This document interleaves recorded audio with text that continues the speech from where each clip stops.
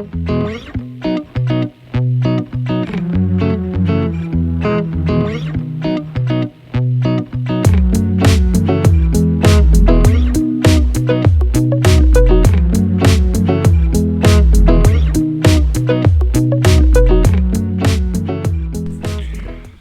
Shamai, and welcome to my very first YouTube video on model railway. Now, I'm a complete novice, so I'm just going to show you where I'm starting from.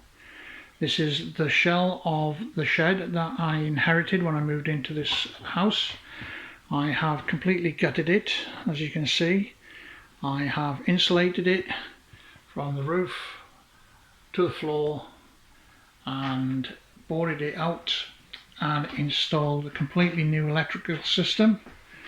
Distributor box up there, got my clock up so I know what time I'm working on, got the light switch going. These ones are live, these sockets are dead, because what I want to make sure was that as well as being able to run electric, I want to be able to switch the whole thing off. So I've installed a switchboard. You can see the middle one, which is run on 16 amps, is off. Therefore I know that all the circuits I'm working on, which will connect to my model railway, will be dead until I switch it on. So I don't want to short circuit anything out. Like I said, I'm a complete beginner at this. I've decked the shed out with quite a lot of shelving and spent a bit of time doing this so I can make sure that I've got enough storage for all my other bits and pieces that the shed would normally have, plus all the railway. I've inherited some old railway stock from some friends who live in the village. I don't know if you can see that clear enough, but basically it's quite old. There's a bridge, a couple of signals there, lots and lots of track. I'll zoom back out because it's getting a bit fussy, but some of the track is quite old. I'll just show you one now, and you can see that it's from Hornby, and it's the old style slide switching. I don't know if that's going to be anything worth keeping, but you never know. And we'll go from there. It's all very much work in progress.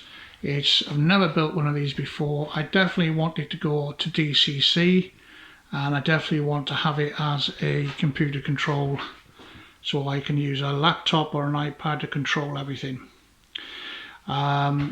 My main problem, which I'd like some advice on, whatever you think, is how to do this, because I can either go for a round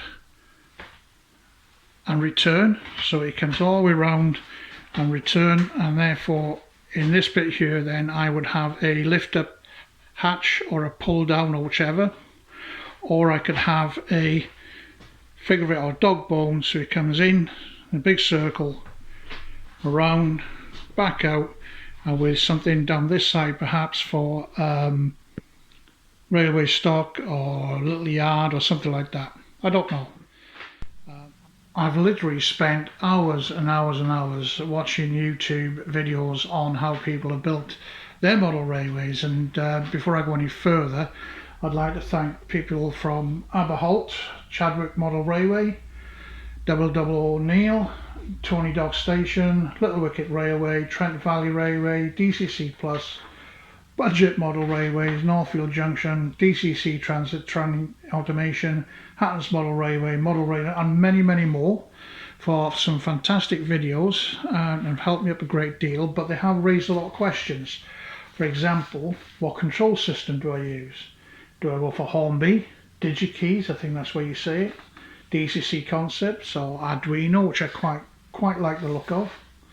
Do I go for a switchboard, or do I go for a control panel or a handheld controller, or which model if I do that? Do I power it from a laptop? If I use a laptop, do I go JMRI or iTrain? There's so many questions. Point motors, do I use twist, cobalt, solenoid, pico and seep? Do I go electrofrog or insulfrog for the joints, the points? There's so many decisions yet to go, and so many things to be decided upon. And again, if anybody's got any advice starting out for a complete novice, I'd appreciate it. The good news is I've got my radio installed, so I'm quite happy for that. and got my tools sorted out, and it's just a case of starting from scratch and making the frames up what I need to decide the layout. So yeah, any suggestions will be good. Thank you for watching this very first video.